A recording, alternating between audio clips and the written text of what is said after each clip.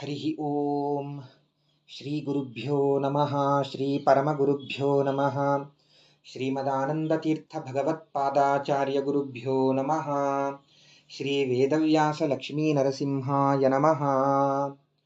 ಓಂ ನರಸಿಂಹೋಖಿಲಾಜ್ಞಾನಮತಧ್ವಾಂತ ದಿವಾಕರಃ ಜಯತ್ಯಮಿತ ಸಜ್ಞಾನ ಸುಖಶಕ್ತಿಪಯೋನಿಧಿಃ ಧರ್ಮ ವಿಜ್ಞಾನ ವೈರಾಗ್ಯ ಪರಮೈಶ್ವರ್ಯಶಾಲಿನಃ ಆನಂದತೀರ್ಥ ಭಗವತ್ಪಾದಾನ್ ವಂದೇ ನಿರಂತರಂ.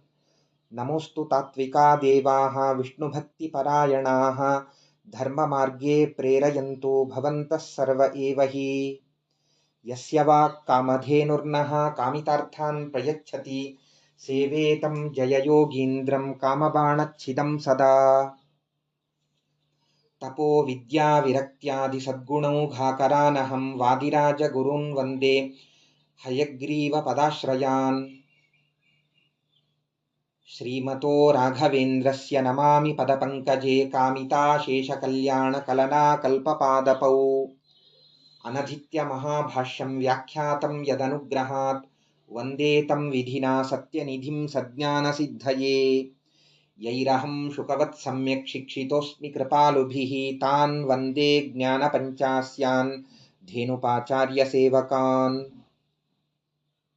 ಜಗದ್ಗುರುಗಳಾದ ಸತ್ಯಾತ್ಮತೀರ್ಥ ಶ್ರೀಪಾದಂಗಳವರನ್ನ ಭಕ್ತಿ ಶ್ರದ್ಧಾಪೂರ್ವಕವಾಗಿ ನಮಿಸ್ತಾ, ಅವರ ಹೃದ್ಗರಾದ ಗುರುಸಾರ್ವಭೌಮರಾದ ವಾದಿರಾಜ ಶ್ರೀಮಚ್ಚರಣರನ್ನ ನಮಿಸ್ತಾ, ಅವರ ಹೃದ್ಗರಾದ ಟೀಕಾಕೃತ್ಪಾದರೇ ಮೊದಲಾದ ಸಮಸ್ತ ಗುರುಗಳು, ಸಮಸ್ತ ತತ್ವಾಭಿಮಾನಿ ದೇವತೆಗಳು, ಭಾರತೀಶ ಮುಖ್ಯಪ್ರಾಣ, ತದಂತರ್ಗತನಾದ ಲಕ್ಷ್ಮೀ ಹಯಗ್ರೀವ ದೇವರು, ಭೂವರಾಹ ದೇವರು, ಉಡುಪಿಯ ಶ್ರೀಕೃಷ್ಣ, ರಮಾ ತ್ರಿವಿಕ್ರಮ ದೇವರು, ಅವರ ಪ್ರೇರಣೆ, ಅವರ ಅನುಗ್ರಹ, ಅವರ ಆಶೀರ್ವಾದ, ಅವರ ಪ್ರೀತಿಗಾಗಿ ಲಕ್ಷ್ಮೀ ಶೋಭಾನ ಪದ ಈ ಕೃತಿಯ ವಿಚಾರವನ್ನು ತಮ್ಮ ಮುಂದೆ ಪ್ರಸ್ತುತಪಡಿಸ್ತಾ ಇದ್ದೇನೆ. ಒಂದೊಂದು ಗುಣಗಳು ಇದ್ದವು ಇವರಲ್ಲಿ ಸಂದಣಿಸಿವೆ ಬಹುದೋಷ ಕುಂದೆಳ್ಳಷ್ಟಿಲ್ಲದ ಮುಕುಂದನೆ ತನಗೆಂದು ಇಂದಿರೆ ಪತಿಯ ನೆನೆದಳು ಶೋಭಾನೆ. ಎಲ್ಲ ದೇವತೆಗಳಲ್ಲಿರುವಂತಹ ದೋಷಗಳನ್ನು ಲಕ್ಷ್ಮೀದೇವಿ ತಾನು ತಿಳಿಸಿದಳು. ಈ ದೇವತೆಗಳ ದೋಷವನ್ನ ಚಿಂತನೆ ಮಾಡುವ ಉದ್ದೇಶ ಇಷ್ಟೇ, ಭಗವಂತ ನಿರ್ದುಷ್ಟ, ದೇವರ ಸರ್ವೋತ್ತಮತ್ವವನ್ನು ತಿಳಿಯುವುದಕ್ಕಾಗಿ ಮಾತ್ರ ಈ ದೇವತೆಗಳಲ್ಲಿ ದೋಷಗಳನ್ನು ಹೇಳಲ್ಪಟ್ಟಿದೆ ಶಾಸ್ತ್ರಗಳಲ್ಲಿ. ಹೊರತು ಈ ದೋಷ ಕಂಡಿದೆ ಎಂದಾಕ್ಷಣಕ್ಕೆ ನಾವು ಅವರಿಗಿಂತಲೂ ಉತ್ತಮರು ಸರ್ವಥಾ ಆಗೋದಿಲ್ಲ. ಅವರ ಕೃಪೆ, ಅವರ ಒಂದು ಕರುಣಾ ನಮ್ಮ ಮೇಲೆ ಇದ್ರೆ ಮಾತ್ರ ನಾವು ಏಳಲಿಕ್ಕೆ ಕೂಡಲಿಕ್ಕೆ ಸಾಧ್ಯ. ಇಲ್ಲದೆ ಇದ್ರೆ ನೋಡಲಿಕ್ಕೂ ಸಾಧ್ಯ ಇಲ್ಲ, ನಮಗೆ ಏನು ಮಾಡಲಿಕ್ಕೂ ಸಾಧ್ಯ ಇಲ್ಲ. ಇವರೆಲ್ಲ ತತ್ವಾಭಿಮಾನಿ ದೇವತೆಗಳು. ನಾವು ಉದ್ಧಾರವಾಗಬೇಕು, ದೇವರ ನೆನಪು ನಮಗಾಗಬೇಕು ಅಂದ್ರೂ ಇವರೆಲ್ಲರೂ ಕೂಡ ಬೇಕು. ಅಂತಹ ದೇವತೆಗಳಲ್ಲಿ ಕೆಲವು ಗುಣಗಳು ಇರಬಹುದೇನೋ, ಗುಣಗಳು ಇವೆ, ಬೇಕಾದಷ್ಟು ಇವೆ, ಅಪೂರ್ಣವಾಗಿ ಇವೆ. ಆದರೆ ದೋಷಗಳು ಅನೇಕ ಇವೆ. ಒಟ್ಟಾರೆ ದೋಷವೇ ಇಲ್ಲದೆ ಇರತಕ್ಕಂಥವನು ಪರಮಾತ್ಮ, ಮುಕುಂದ, ಎಲ್ಲರಿಗೂ ಮೋಕ್ಷವನ್ನು ಕರುಣಿಸುವಂತಹ ಸ್ವಾಮಿ ಎಂಬುದಾಗಿ ಆ ಪರಮಾತ್ಮನನ್ನ ತಾನು ನೆನೆತಾ ಇದ್ದಾಳಂತೆ. ಇಂತು ಚಿಂತಿಸಿರಮೆ ಸಂತರಾಮನ ಪಾದವ ಸಂತೋಷ ಮನದಿ ನೆನೆವುತ್ತ ತನ್ನ ಕಾಂತನಿದ್ದೆಡೆಗೆ ನಡೆದಳು ಶೋಭಾನೆ. ಇಂತು ಈ ರೀತಿಯಾಗಿ ರಮಾದೇವಿ ಉಬ್ಬಿದ ಮನಸ್ಸಿನಿಂದ ಆ ನಿರ್ದುಷ್ಟನಾದ ಭಗವಂತನನ್ನ ಸ್ಮರಣೆ ಮಾಡ್ತಾ, ಆ ಸಂತೋಷದಿಂದ ಆ ತನ್ನ ಕಾಂತನಿದ್ದೆಡೆಗೆ ತಾನು ನಡೆದಳು ಎಂಬುದಾಗಿ ಹೇಳ್ತಾರೆ. ಕಾಂತ ಅನ್ನೋ ಶಬ್ದವೇ ನಮಗೆ ತಿಳಿಸಿಕೊಡ್ತದೆ ಏನು, ಅದು ತುಂಬಾ ಚುಂಬಕವಾದ ವಸ್ತು, ಆಕರ್ಷಕವಾದ ವಸ್ತು, ಅಯಸ್ಕಾಂತ. ಹೀಗಾಗಿ ಲಕ್ಷ್ಮೀದೇವಿಗೆ ಕಾಂತ ಪರಮಾತ್ಮ, ಅವಳನ್ನ ಆಕರ್ಷಿಸುವಂಥವನು. ಅನಾದ್ಯನಂತ ಕಾಲೇಪಿ ವಿಷ್ಣುಮೇ ವಾಶ್ರಿತಾರಮ, ಅನಾದಿ ಕಾಲದಿಂದ ಅನಂತ ಕಾಲದವರೆಗೆ ಭಗವಂತನನ್ನೇ ಆಶ್ರಯಿಸಿರ್ತಕ್ಕಂಥವಳು ರಮಾದೇವಿ.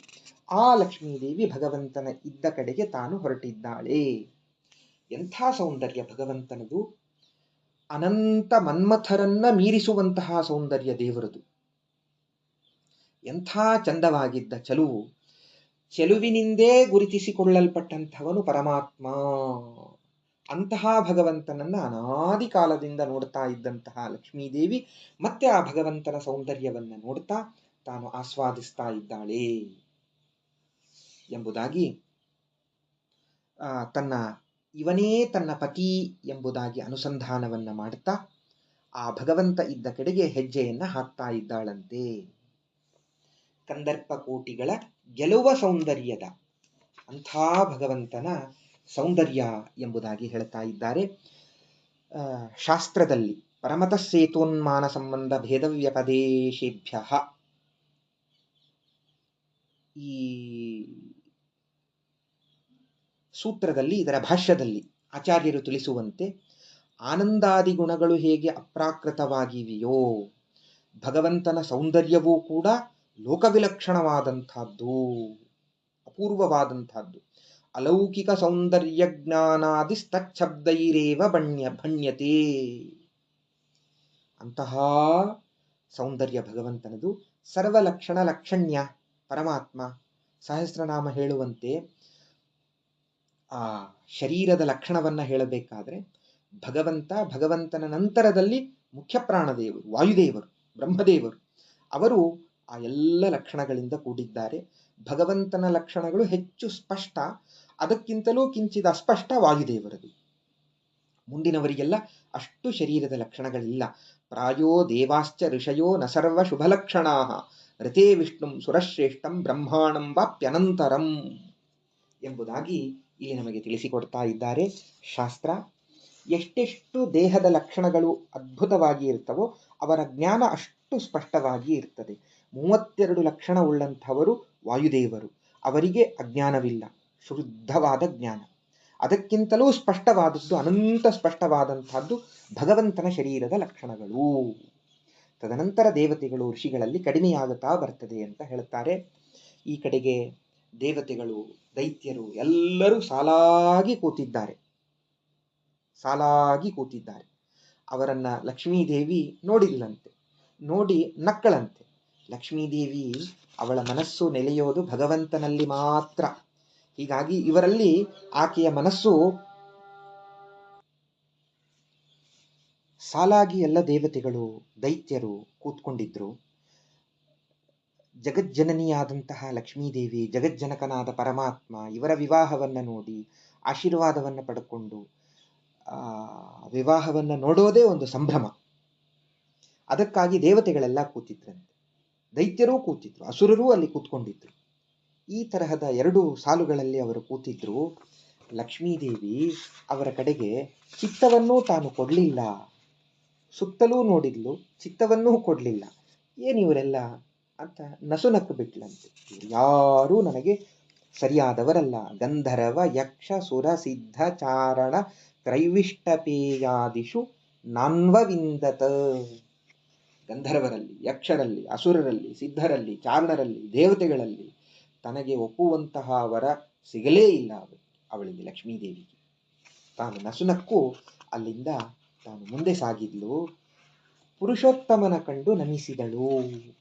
ಪುರುಷೇಭ್ಯ ಉತ್ತಮ ಪುರುಷೋತ್ತಮ, ಪುರುಷೇಶು ಉತ್ತಮ ಪುರುಷೋತ್ತಮ. ಸರ್ವೋತ್ತಮನಾದ ಭಗವಂತ, ಎಲ್ಲ ಜೀವರಾಶಿಗಳಲ್ಲಿ ಉತ್ತಮನಾದಂತಹ ಭಗವಂತನನ್ನು ಕಂಡು ತಾನು ನಮಿಸ್ತಾ ಇದ್ದಾಳೆ. ನಾನಾ ಕುಸುಮಗಳಿಂದ ಮಾಡಿದ ಮಾಲೆಯ ಶ್ರೀನಾರಿ ತನ್ನ ಕರದಲ್ಲಿ ಪೀನಕಂಧರದ ತ್ರಿವಿಕ್ರಮರಾಯನ ಕೊರಳಿನ ಮೇಲಿಟ್ಟು ನಮಿಸಿದಳು ಶೋಭಾನಿ. ತನ್ನ ಕೈಯಲ್ಲಿ ವಿರಾಜಮಾನವಾದಂತಹ ಅನೇಕ ಪುಷ್ಪಗಳಿಂದ ಮಾಡಿದಂತಹ ಮಾಲೆ, ಆ ಮಾಲೆಯನ್ನ ಪೀನಕಂಧರದ ಪುಷ್ಟವಾದ ಕುತ್ತಿಗೆಯನ್ನು ಉಳ್ಳಂತಹ ತ್ರಿವಿಕ್ರಮರಾಯನ ಕೊರಳಿನ ಮೇಲೆ ಇಟ್ಟು ತಾನು ನಮಸ್ಕಾರ ಮಾಡ್ತಾ ಇದ್ದಾಳೆ. ಸಹ್ಯಮಾತ್ಮನಿವೇದನಂ. ಮೋಕ್ಷದಲ್ಲಿಯೂ ಕೂಡ ಭಗವಂತನೇ ಸರ್ವೋತ್ತಮ, ನಾನು ಅವನಿಗೆ ದಾಸ ಎಂದು ತಿಳಿಯುವಂತಹ ತತ್ವ ಇದು ಆತ್ಮನಿವೇದನ. ಆ ಭಕ್ತಿಯ ಸಮರ್ಪಣೆ, ಅದರ ವೈಭವವನ್ನು ಇಲ್ಲಿ ಹೇಳ್ತಾ ಇದ್ದಾರೆ.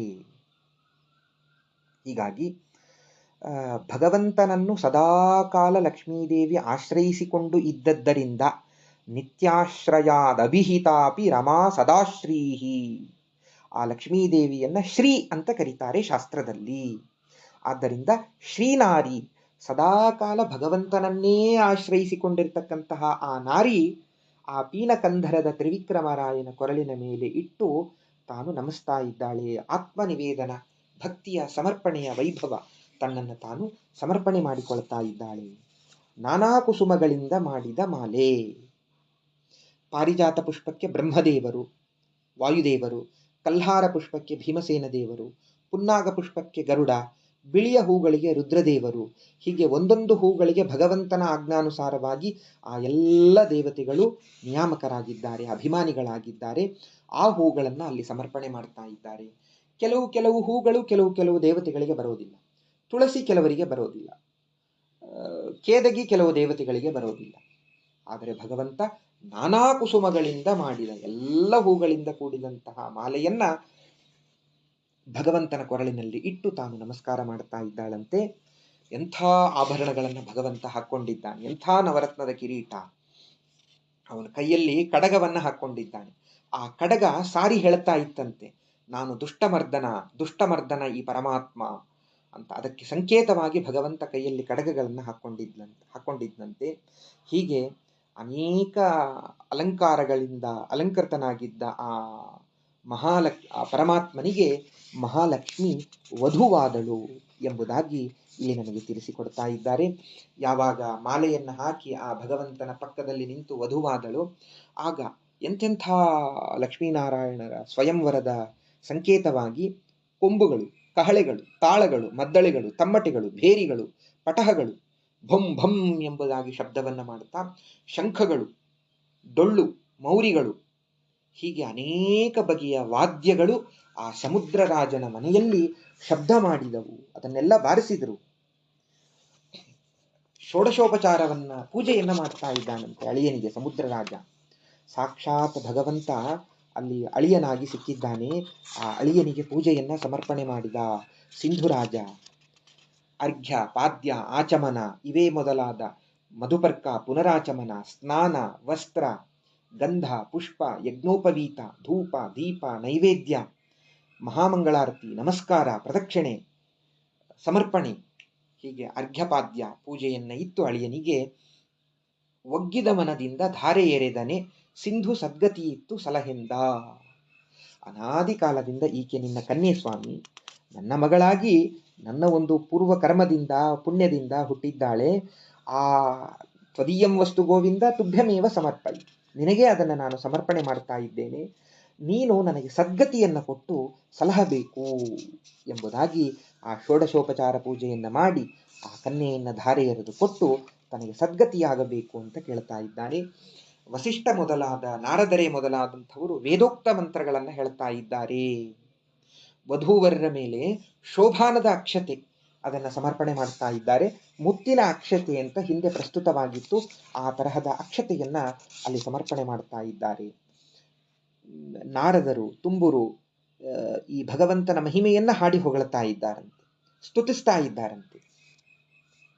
ಪೀತಾಂಬರನ ಮಹಿಮೆ ಅಂತ ಹೇಳ್ತಾ ಇದ್ದಾರೆ. ಭಗವಂತ ಜಾಂಬೂನದದಿಂದ ನಿರ್ಮಾಣ ಮಾಡಿದಂತಹ ಪೀತಾಂಬರ, ಆ ಪೀತಾಂಬರವನ್ನ ಧಾರಣೆ ಮಾಡಿರ್ತಕ್ಕಂತಹ ಆ ಭಗವಂತನ ಮಹಿಮೆಯನ್ನ ಅವರೆಲ್ಲರೂ ಕೂಡ ಸ್ತೋತ್ರವನ್ನ ಮಾಡ್ತಾ ಇದ್ದಾರೆ ಎಂಬುದಾಗಿ ಹೇಳ್ತಾ ಇದ್ದಾರೆ.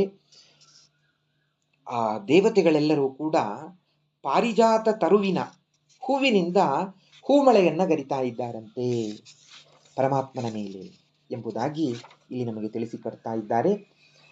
ಮುತ್ತೈದೆಯರೆಲ್ಲ ಆ ಭಗವಂತನಿಗೆ ಹಸೆಗೆ ಬಾ ನೀನು ಎಂಬುದಾಗಿ ಭಗವಂತನನ್ನ ಕರೆತರ್ತಾ ಇದ್ದಾರಂತೆ, ಕರೆದರಂತೆ. ಎಂತಹ ಬ್ರಹ್ಮದೇವರ ಮನೆಯಲ್ಲಿ ರತ್ನದ ಪೀಠದ ಮೇಲೆ ಕೂತ್ಕೊಂಡು ಪೂಜೆಯನ್ನು ಸ್ವೀಕಾರ ಮಾಡತಕ್ಕಂತಹ ಪರಮಾತ್ಮ, ನೀನು ನಮ್ಮ ಹಸೆಗೆ ಬಾ ಎಂಬುದಾಗಿ ಅವರನ್ನು ಕರೀತಾ ಇದ್ದಾರಂತೆ.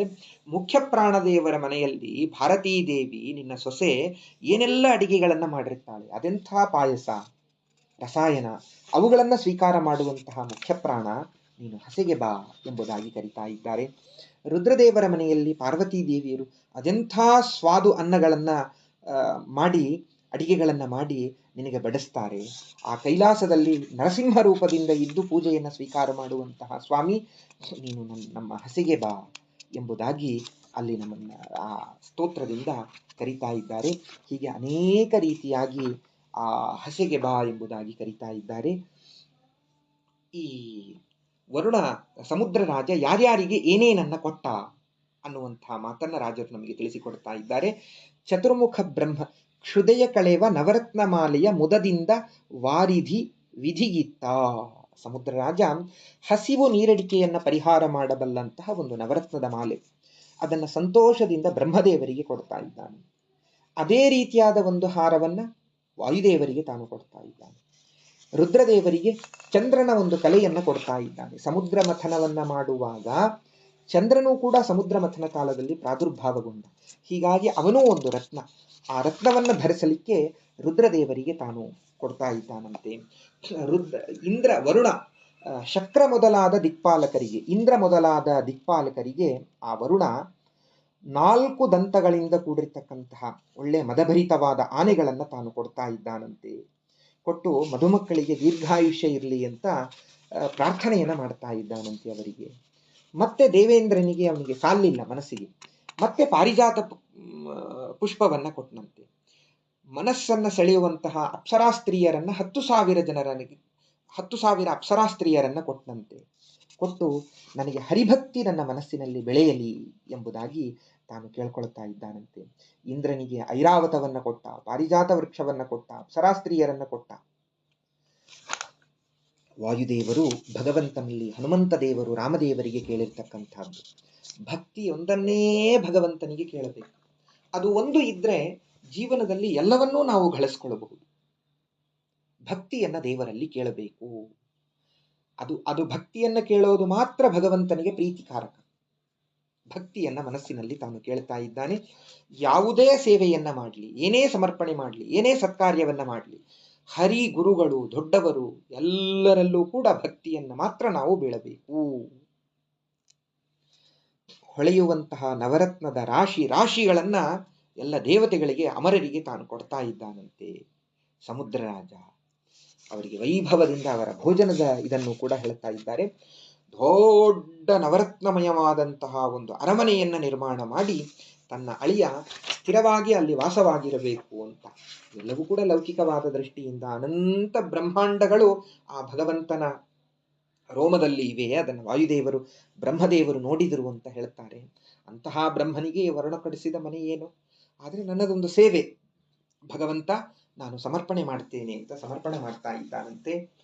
ಫಲಶ್ರುತಿ ಹಯವದನ ತನ್ನ ಪ್ರಿಯಳಾದ ಲಕ್ಷ್ಮಿಗೆ ಜಯವಿತ್ತ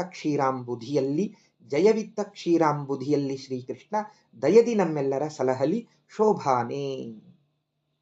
ಲಕ್ಷ್ಮೀದೇವಿಗೆ ಬಾಲೆಯಲ್ಲ ಮಹಾಲಕ್ಷ್ಮಿ ಉದಿಸಿದಳಾದೇವಿ ಪಾಲಿಸಲಿ ನಮ್ಮ ವಧೂವರರ ಅಂತ, ವಧೂವರರನ್ನ ಪಾಲಿಸಲಿ ಅಂತ ಪ್ರಾರಂಭಗೊಂಡಂತಹ ಈ ಕೃತಿ ಜಯವಿತ್ತ ಹಯವದನ ರೂಪಿ ಮುದದಿ ದಯದಿ ಕರುಣಾಮಯವಾದ ದೃಷ್ಟಿಯಿಂದ ಆಯತಾಭ್ಯಾಂ ವಿಶಾಲಾಭ್ಯಾಂ ವಿಲೋಕಯ ಅಂತ ಹೇಳ್ತಾರಲ್ಲ, ಕರುಣಾಪೂರ್ಣ ದೃಷ್ಟಿಯಿಂದ ಭಗವಂತ ನಮ್ಮೆಲ್ಲರನ್ನ ನೋಡಿ ಸಲಹಲಿ ಎಂಬುದಾಗಿ ಇಲ್ಲಿ ಪ್ರಾರ್ಥನೆಯನ್ನ ಮಾಡಿಕೊಳ್ತಾ ಇದ್ದಾರೆ. ಏನದ್ಭುತವಾದ ಪ್ರಾರ್ಥನೆ ಇದು! ಲಕ್ಷ್ಮೀದೇವಿಗೆ ಜಯವನ್ನ ತಂದಿಟ್ಟಂತಹ ಆ ಭಗವಂತ ರಾಜರ ಎಲ್ಲ ಕೃತಿಗಳಲ್ಲೂ ಕೂಡ ಹಯವದನ ಅಂಕಿತ. ಈ ಪದವ ಮಾಡಿದ ವಾದಿರಾಜೇಂದ್ರ ಮುನಿಗೆ ಶ್ರೀಪತಿಯಾದ ಹಯವದನ ತಾಪವ ಕಳೆದು ತನ್ನ ಶ್ರೀಚರಣದ ಸಮೀಪದಲ್ಲಿಟ್ಟು ಸಲಹಲಿ.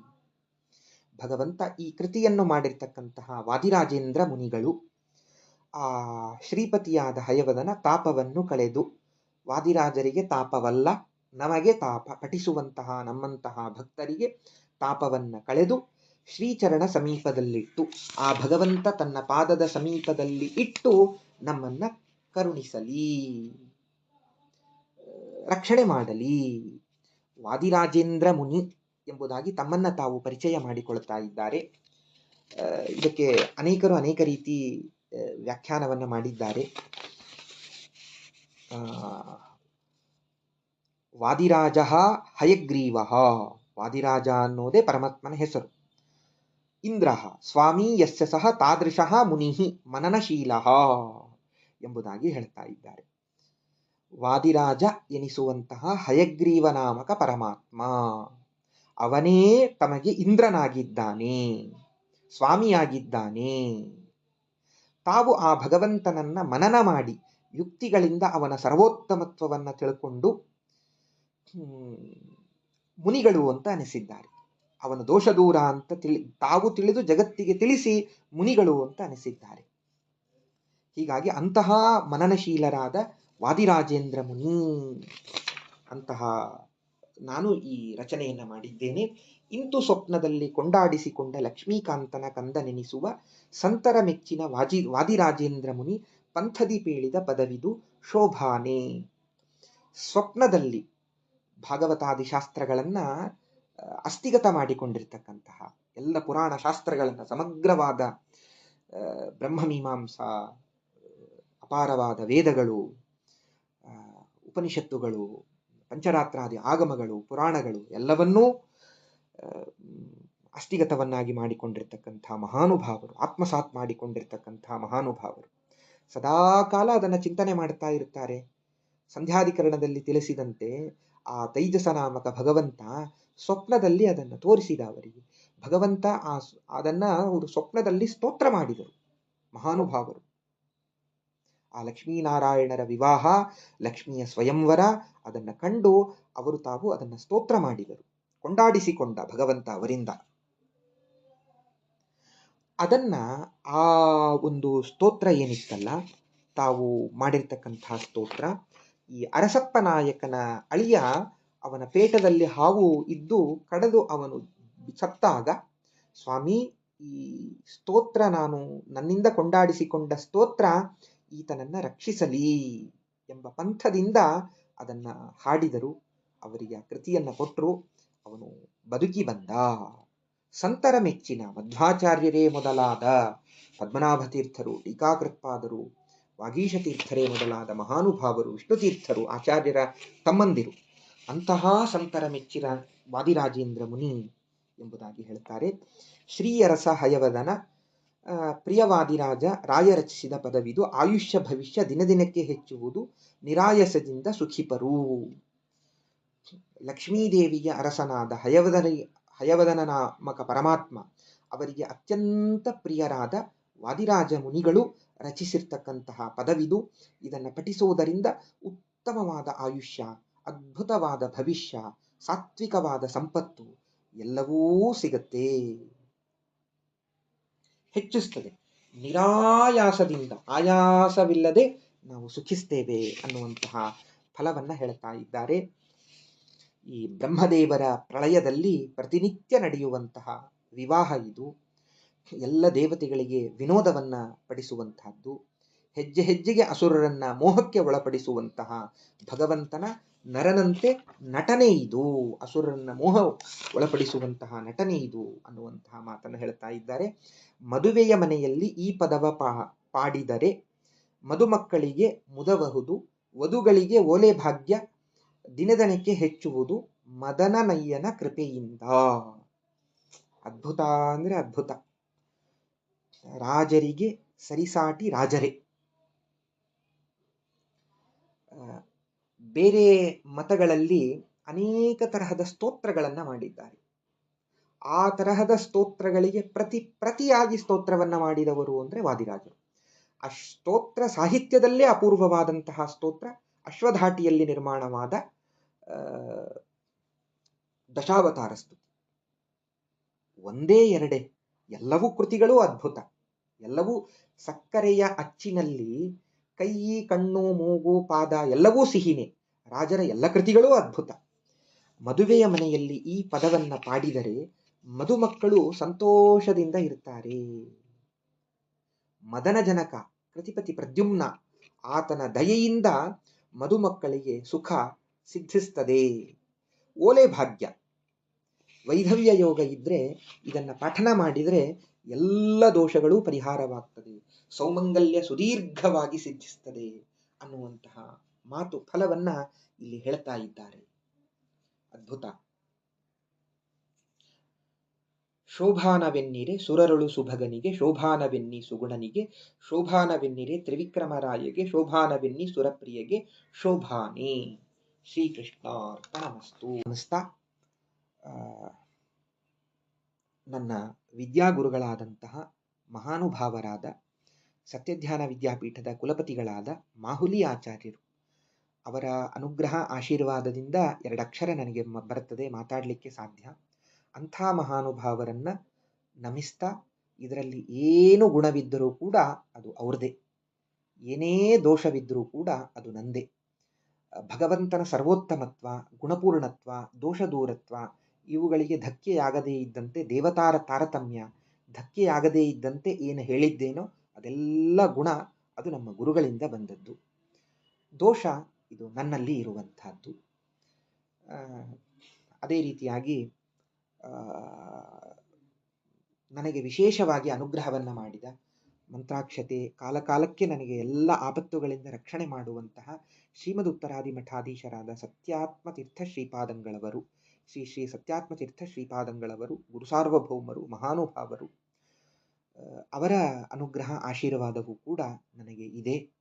ಅದೇ ರೀತಿಯಾಗಿ ನನಗೆ ಮಂತ್ರೋಪದೇಶವನ್ನು ಮಾಡಿದ ಸತ್ಯಾತ್ಮತೀರ್ಥ ಶ್ರೀಪಾದಂಗಳವರು, ಸತ್ಯಪ್ರಮೋದ ತೀರ್ಥ ಶ್ರೀಪಾದಂಗಳವರು, ಅವರನ್ನೂ ಕೂಡ ನಾನು ನಮಿಸ್ತೇನೆ. ಸಕಲ ಗುರುಪರಂಪರೆ ಎಲ್ಲರನ್ನೂ ನಮಿಸ್ತಾ, ಕೃತಿಕಾರರಾದಂತಹ ಮಹಾನುಭಾವರಾದ ಗುರು ಸಾರ್ವಭೌಮರಾದ ವಾದಿರಾಜ ಶ್ರೀಮಚ್ಚರಣರನ್ನು, ವಾದಿರಾಜೇಂದ್ರ ಮುನಿಗಳನ್ನೂ ಕೂಡ ನಾನು ನಮಿಸ್ತಾ, ಅವರ ಅನುಗ್ರಹ ಆಶೀರ್ವಾದ, ಅವರ ಎಲ್ಲ ಗ್ರಂಥಗಳನ್ನು ಉಪನ್ಯಾಸ ಮಾಡುವ ಸೌಭಾಗ್ಯ ನನಗೆ ಆ ಗುರುಗಳು ಅನುಗ್ರಹಿಸಲಿ ಅಂತ ಕೇಳಿಕೊಳ್ತಾ, ಟೀಕಾಕೃತ್ಪಾದರೇ ಮೊದಲಾದ ಮಹಾನುಭಾವರನ್ನು ನಮಿಸ್ತಾ, ಸಮಗ್ರ ತತ್ವಾಭಿಮಾನಿ ದೇವತೆಗಳು, ಭಾರತೀಶ ಮುಖ್ಯಪ್ರಾಣ ದೇವರು, ಸರ್ವೋತ್ತಮನಾದ ಲಕ್ಷ್ಮೀನಾರಾಯಣ ನಮ್ಮ ಮೇಲೆ ಅನುಗ್ರಹವನ್ನು ಮಾಡಲಿ ಎಂಬುದಾಗಿ ಪ್ರಾರ್ಥಿಸ್ತಾ, ಈ ಒಂದು ಉಪನ್ಯಾಸ ಮಾಲಿಕೆಯನ್ನು ಕೇಳಿರ್ತಕ್ಕಂಥ ತಮಗೂ ಕೂಡ ಭಗವಂತ ಅನುಗ್ರಹಿಸಲಿ ಎಂಬುದಾಗಿ ನಾನು ತಿಳಿಸ್ತಾ, ಅಧಿಕಸ್ಯ ಅಧಿಕಂ ಫಲಂ, ಅಧಿಕ ಮಾಸದಲ್ಲಿ ಈ ಕೃತಿಯನ್ನು ಹೇಳಬೇಕು, ಭಗವಂತನ ಸೇವೆಯಾಗಬೇಕು, ಅಧಿಕವಾಗಿ ಭಗವಂತ ನಮ್ಮೆಲ್ಲರನ್ನೂ ಕೂಡ ಸಾಧನೆ ಮಾರ್ಗದಲ್ಲಿ ಇನ್ನೂ ಹೆಚ್ಚು ನಡೆಸಲಿ ಅಂತ ಪ್ರಾರ್ಥನೆಯನ್ನು ಮಾಡ್ತಾ ಇದನ್ನು ಉಪಸಂಹಾರ ಮಾಡ್ತಾ ಇದ್ದೇನೆ. ಶ್ರೀಕೃಷ್ಣಾರ್ಪಣಮಸ್ತು. ಅನೇನ ಭಾವಿಯತ್ ಪುಣ್ಯಂ ತದಾಪ್ನೋತು ಗುರುರ್ಮಮ ಕರಮಂಧೀಶ್ವರ ಭಕ್ತಿ ಬಂಧನವಶಃ ಪ್ರೀತೋಸ್ತು ಕೃಷ್ಣ ಪ್ರಭು ಪ್ರೀತೋಸ್ತ್ವನೇನ ಶುಭದೋ ಮಮ ದೇವಪೂಜಾ ವ್ಯಾಖ್ಯಾದಿ ಸತ್ಕೃತಿಕೃತೋ ಬದರೀ ನಿವಾಸಿ. ಶ್ರೀಕೃಷ್ಣಾರ್ಪಣಮಸ್ತು.